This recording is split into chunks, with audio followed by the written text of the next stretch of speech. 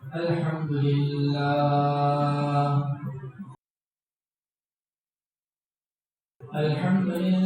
نحمده ونستعينه ونستغفره ونؤمن به ونتوكل عليه ونعوذ بالله من شرور أنفسنا ومن سيئات أعمالنا من يهده الله فلا مضل له ومن يضلله فلا هادي له ونشهد أن لا إله إلا الله وحده لا شريك له ونشهد أن سيدنا وسندنا ومولانا محمدا عبده ورسوله صلى الله تبارك وتعالى عليه وعلى آله وأصحابه وبارك وسلم تسليما كثيرا أما بعد فأعوذ بالله من الشيطان الرجيم بسم الله الرحمن الرحيم ولتكملوا العدة ولتكبروا الله على ما هداكم ولعلكم تشكرون آمنت بالله صدق الله مولانا العظيم وبلغنا رسوله النبي الكريم ونحن على ذلك لمن الشاهدين والشاكرين والحمد لله رب العالمين.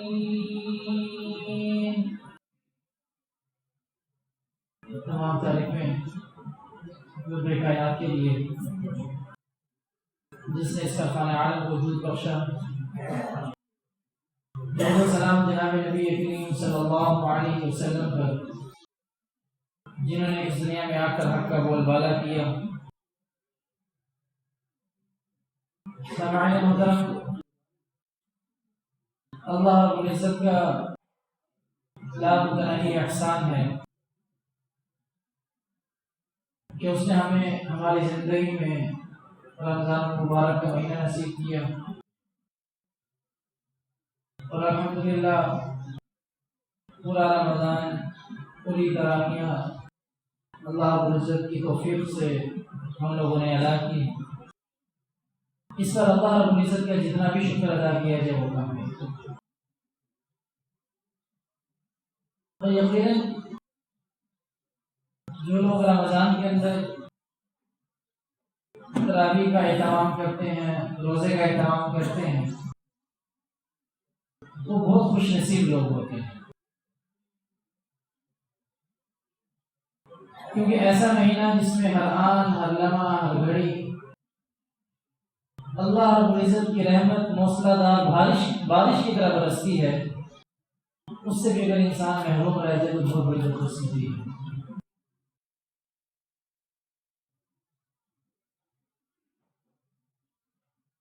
حضور اکرم صلی اللہ علیہ وسلم کا ارشاد ہے کہ اللہ رب العزت روزے دار کو دو خوشیاں نصیب کرواتا ہے. ایک خوشی تو اس کو ملتی ہے افطاری کے وقت، اور ایک خوشی اسے ملے گی جب وہ اللہ رب العزت سے ملاقات کرے گا قیامت میں. یہ دو خوشیاں اللہ رب العزت روزے دار کو نصیب کرواتے ہیں. دیکھیں عام حالات میں بھی ہم لوگ کھانا کھاتے ہیں، اچھے سے اچھا کھانا کھاتے ہیں، دن میں 3 مرتبہ کھاتے ہیں، لیکن کھانا کھاتے میں وہ خوشی محسوس نہیں ہوتی جو خوشی روزہ رکھ کر افطاری کے وقت میں محسوس کرتے ہیں. جب انسان افطاری کرتا ہے، کھانا کھاتا ہے، اس وقت جو خوشی کھانے کی محسوس ہوتی ہے وہ عام دنوں کے اندر کھانے کی خوشی محسوس نہیں ہوتی. اگرچہ وہ عام حالات کے مقابلے میں کھانا معیار کے اعتبار سے کمی کیوں نہ ہو، اس کے اندر قسم کا قسم کھانے نہیں ہوں. ایک کھجور کے ساتھ بھی انسان اگر افطار کر لیتا ہے اسے بہت زیادہ خوشی محسوس ہوتی ہے کہ اس کا روزہ پیر تکمیل تک پہنچ گیا.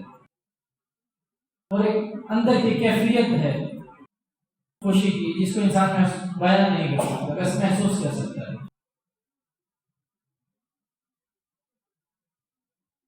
اس افطار کو علماء افطار اصغر کا نام دیتے ہیں، چھوٹی افطاری. اور پھر ہے افطار اکبر جس کو بڑی افطاری کہا جاتا ہے. یہ جو ہر روز رمضان میں روزہ رکھ کر انسان افطار کرتا ہے وہ چھوٹی افطاری ہوتی ہے، اس کی بھی خوشی ہوتی ہے انسان. اور پھر یہ جو بڑی افطاری ہے جب رمضان کا مہینہ پورا ہو جاتا ہے، شوال کا چاند نظر آ جاتا ہے، یہ بڑی افطاری ہوتی ہے کہ اب آگے کوئی روزہ رکھنا نہیں ہے. تو اس میں بھی انسان کو بہت زیادہ خوشی محسوس ہوتی ہے. اور یہ خوشی اس خوشی کی ایک جھلک ہے. اللہ رب العزت نے ایک نمونہ بتا دیا کہ جب انسان اللہ سے ملاقات کرے گا تو اس کی کیا خوشی ہوگی. تو ساری کی ساری زندگی انسان کو رمضان کی طرف پر گزار کر اس امید سے گزارنی چاہیے کہ انشاءاللہ اللہ رب العزت ہمیں آخرت میں اپنا دیدار نصیب فرمائے. تو یہ آخرت کی خوشی کے مقابلے میں ایک تھوڑی سی جھلک اللہ نے دکھا دی کہ یہ خوشی ہوگی. تو یہ ایک افطار اصغر اور اکبر ہے. اللہ اس میں بھی خوشی نصیب فرماتا ہے. اللہ انشاءاللہ میں آخرت میں اپنا دیدار نصیب فرما کر اس میں خوشی نصیب فرماتا. ایک بات تو یہ ہے. دوسری بات یہ ہے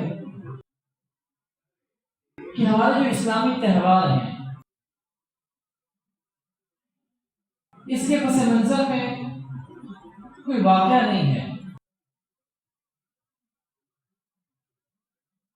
اس کے پس منظر میں کوئی ایسا معاملہ نہیں ہے کہ وہ بس زندگی میں ایک دفعہ ہو گیا اور اسی کو بنیاد بنا کر ہم اگلی عیدیں مناتے جا رہے ہیں یا اسلامی تہوار ہم مناتے جا رہے ہیں.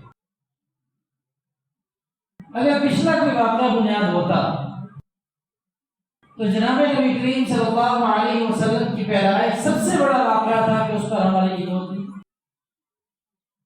ہم اسے عید مناتے، خوشی کا موقع ہوتا. اگر پچھلا کوئی واقعہ بنیاد ہوتا تو فتح مکہ مسلمانوں کا ایک بہت عظیم معرکہ تھا، ایک بہت بڑا واقعہ تھا فتح مکہ کا ہونا. تو ہم اس کی خوشی میں عید مناتے. اگر پرانا کوئی واقعہ بنیاد ہوتا تو غزوہ بدر تھا، غزوہ احد تھا، تبوک تھا اور بہت سارے ایسے واقعات تھے کہ جن کو بنیاد بنا کر ہم کوئی عید کا تہوار رکھتے. اللہ رب العزت نے ایسا نہیں کیا.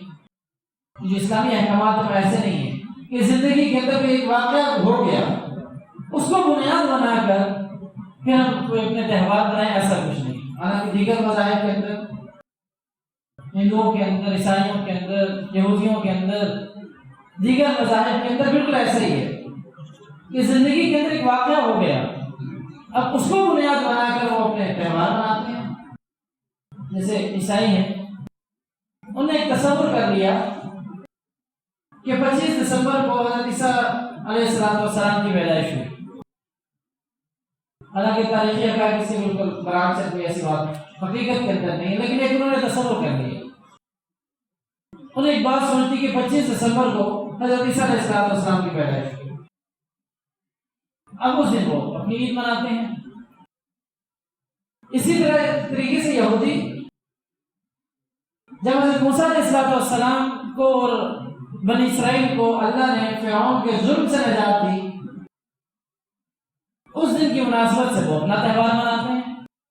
اب یہ وہ واقعات ہیں جو زندگی میں ایک دفعہ ہو کے ختم ہو گئے ہیں، لیکن اس کو بنیاد بنا کر ہر سال وہ ایک خوشی کا تہوار مناتے ہیں. اسی طریقے سے یہودی ہیں، ہندو، ایسے جو بھی جتنے مذاہب ہیں. لیکن اللہ رب العزت نے مسلمانوں کو 2 تہوار دیے اور دونوں تہوار ایسے ہیں جو کسی پرانے واقعے کی یاد کے اندر نہیں ہوتے. ایسا واقعہ نہیں کہ جو زندگی میں ایک دفعہ ہو گیا ہو اس کی یاد میں ہر سال مسلمان جو ہے وہ خوشی منائیں گے، ایسا نہیں ہے۔ اب عید الفطر کو دیکھیں، عید الفطر کسی پرانے واقعے کی یاد کے اندر نہیں منائی جاتی، بلکہ عید الفطر اللہ رب العزت نے مسلمانوں کو ایک بابرکت، ایک مبارک، مقدس، محترم، اعلیٰ رفع مہینہ عطا کیا، اور اس مہینے میں انسان روزے رکھتا ہے، صبح سے شام تک بھوکا پیاسا رہتا ہے، نفسانی خواہشات کو قابو کرتا ہے، اپنے نفس کے اوپر جبر کرتا ہے اور اللہ کا قرب حاصل کرنے کی پوری کوشش کرتا ہے۔ اب جب انسان یہ پورا مہینہ محنت کرتا ہے، مشقت کرتے ہے، کورس پورا کرتا ہے، اس پورے کورس کے اختتام کی خوشی میں اللہ رب العزت نے عید الفطر انسان کو عطا فرمائی۔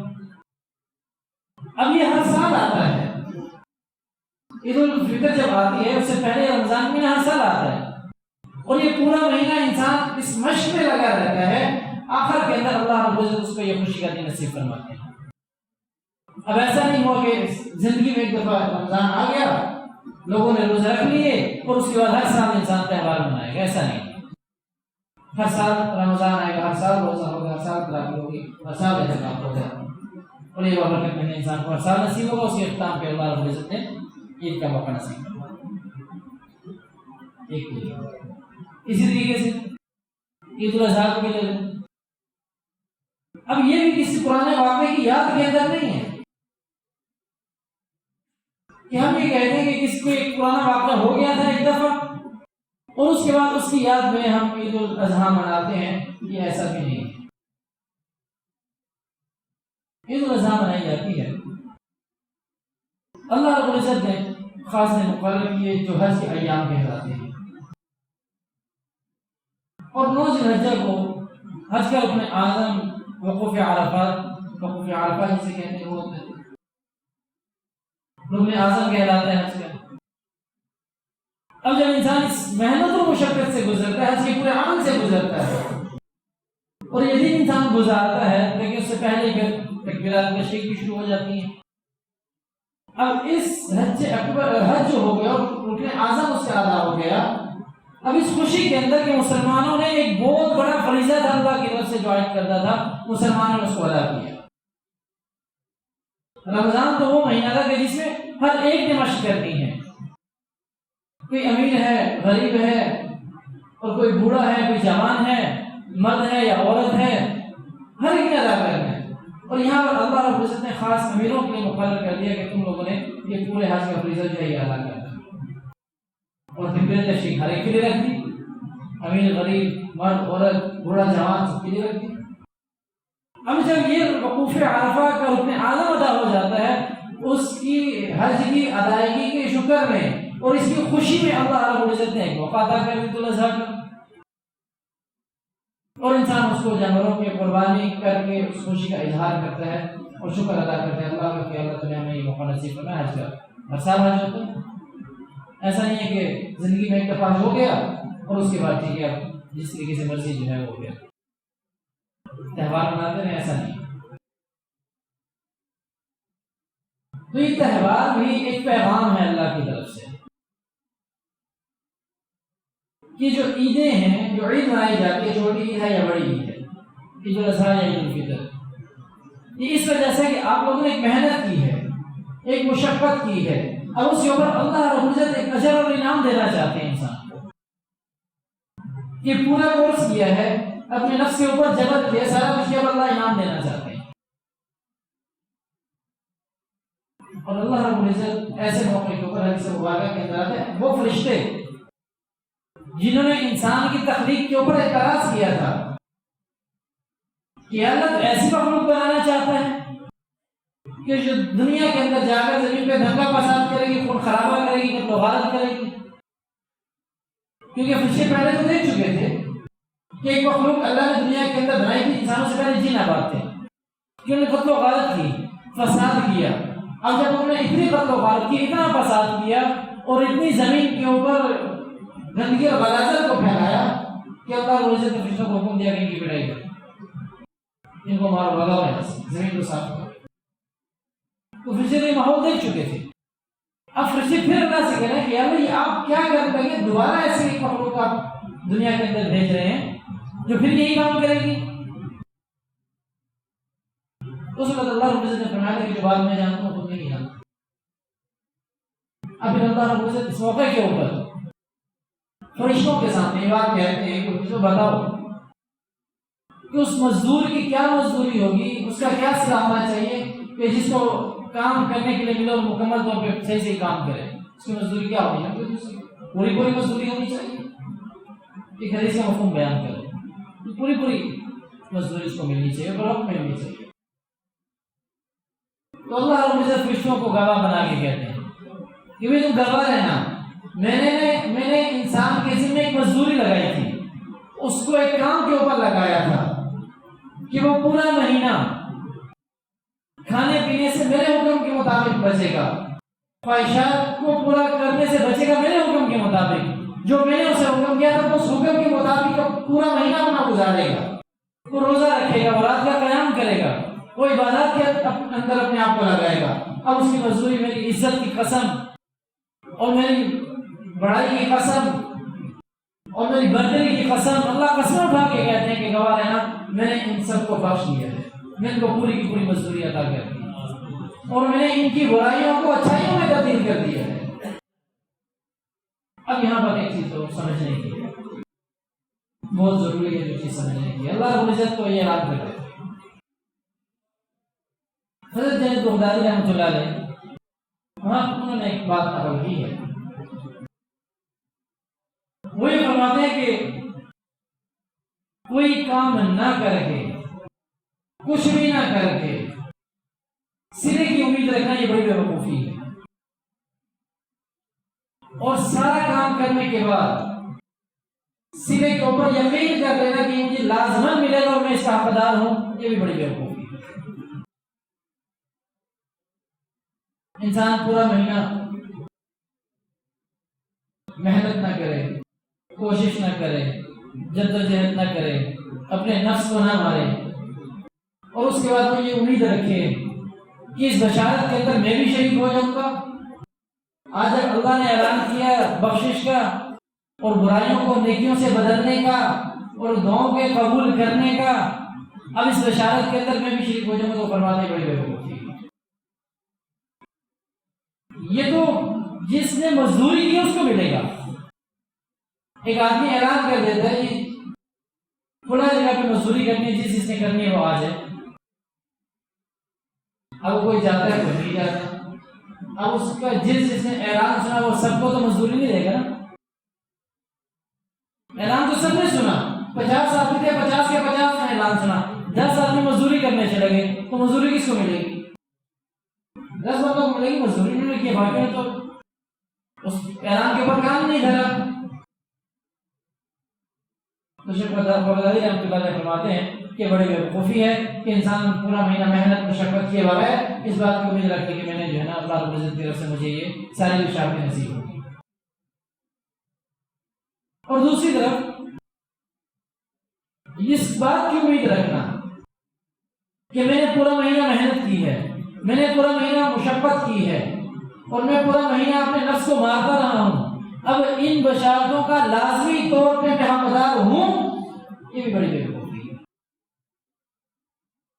اللہ کی رحمت سے امید کی جا سکتی ہے اور اچھی امید کا حکم دیا گیا ہے،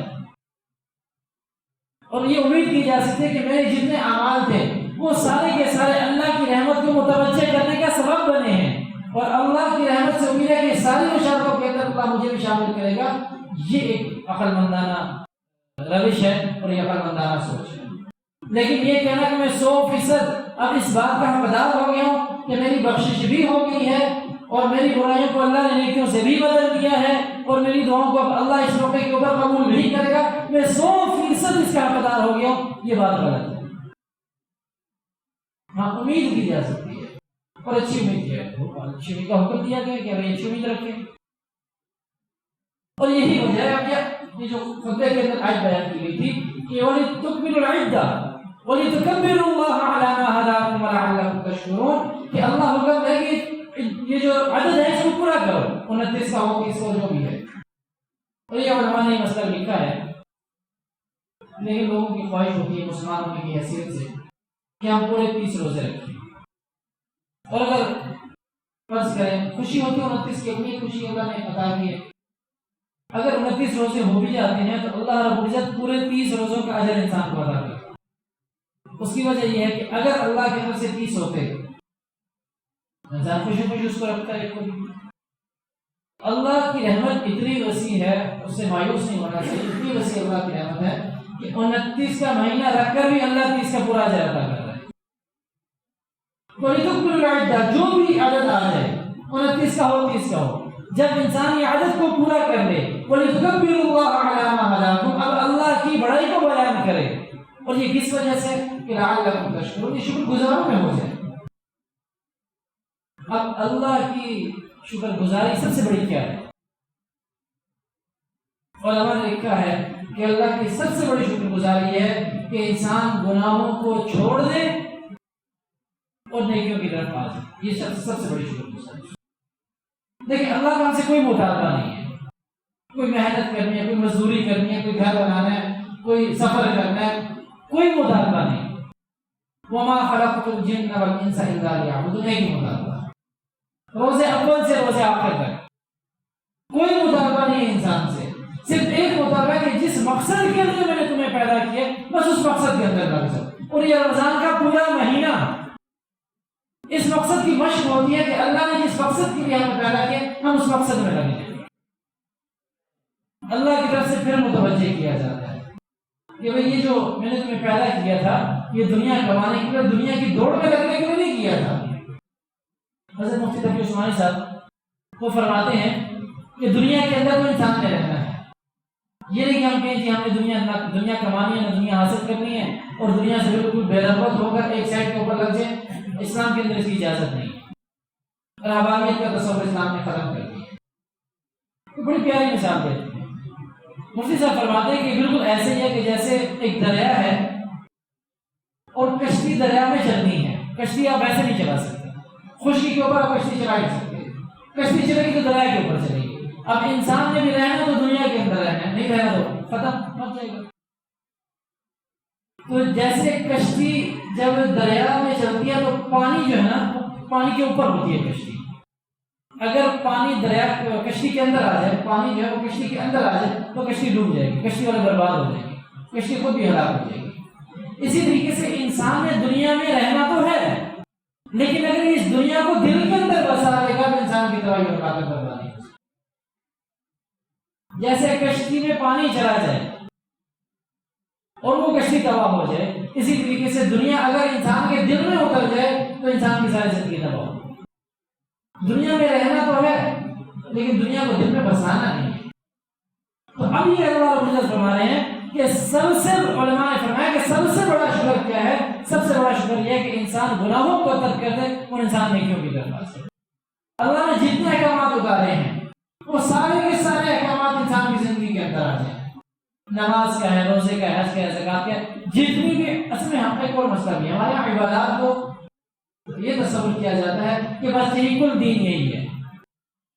یہ بات سمجھنے کی ہے کہ ہمارے یہاں عبادات کو سمجھا جاتا ہے کہ کل دین عبادات ہے۔ یہ بات یاد رکھیے کہ اگر پورے کا پورا دین ہم اس کو 4 حصوں کے اندر تقسیم کر لیں تو عبادات صرف ایک حصہ ہے، 3 حصے معاملات کے ہیں۔ ہم نے دین کے ایک حصے کو لے کر باقی سارے دین کو چھوڑ دیا اور یہ سمجھ بیٹھے کہ ہم نے دین کو قائم کر دیا، حالانکہ حقیقت یہ ہوتی ہے کہ صرف عبادات کو قائم کرنے سے دین کا ایک حصہ قائم ہوا ہے، دین کے 3 حصے ہم نے چھوڑ دیے۔ تو لعلکم تشکرون کا سب سے بڑا مظہر کیا ہوگا؟ سب سے بڑا مظہر یہ ہوگا کہ ہم گناہوں کو ترک کر دیں۔ ابھی مبارک مہینہ گزرا، انسانوں کی مسلمانوں کی رغبت رہی ہے دین کی طرف، اعمال کی طرف اور نیک کاموں کی طرف۔ اب اس رغبت کو قائم دائم رہنا چاہیے۔ لعلکم تشکرون کا یہ تقاضا ہے۔ جب ہم فرضوں کو ادا کر چکے وَلِتُكَبِّرُوا اللَّهَ عَلَىٰ مَا هَدَاكُمْ ہو جائے گا تو لعلکم تشکرون کا سب سے بڑا تقاضا یہ ہے کہ ہمارا باقی پورا کا پورا سال اللہ کی اطاعت کے اندر گزرنا چاہیے، نبی کریم صلی اللہ علیہ وسلم کی اطاعت کے اندر گزرنا چاہیے۔ اب پورے کا پورا سال اللہ کی معصیت سے بچنا ہے، نبی کریم صلی اللہ علیہ وسلم کی نافرمانی سے بچنا ہے۔ اب پورے کا پورا سال ہمیں صحابہ کرام رضوان اللہ تعالی علیہم اجمعین کے طرز زندگی کے اوپر گزارنا ہے. تو اللہ رب العزت ہمیں دین کی صحیح سمجھ نصیب فرمائے. اب